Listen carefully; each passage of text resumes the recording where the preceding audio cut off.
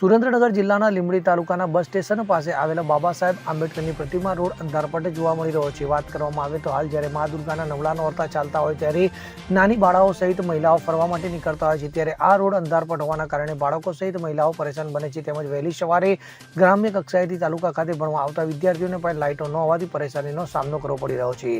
ત્યારે આ પાલિકા વિસ્તારની લાઇટો છે જે ઘણા સમયથી બંધ હાલતમાં છે. ત્યારે પાલિકા દ્વારા કંઈક ને કંઈક બહાનું કાઢીને આ લાઇટો ચાલુ કરવામાં આવતી નથી. તો બીજી વાત કરવામાં આવે તો થોડા સમય પહેલા આ જ વિસ્તારમાં અંધારાનો લાભ લઈને તસ્કરોએ તસ્કરી કરી હતી.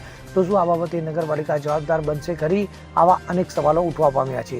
કલ્પેશ વાઢેર સાથે CN24 ન્યૂઝ, સુરેન્દ્રનગર. હવે જુઓ દેશ દુનિયાની તમામ ખબરો તમારી આંગળીના ટેરવે. ઉઠાવો મોબાઈલ અને Google Play Store પરથી ડાઉનલોડ કરો અમારી CN24 ન્યૂઝ મોબાઈલ એપ.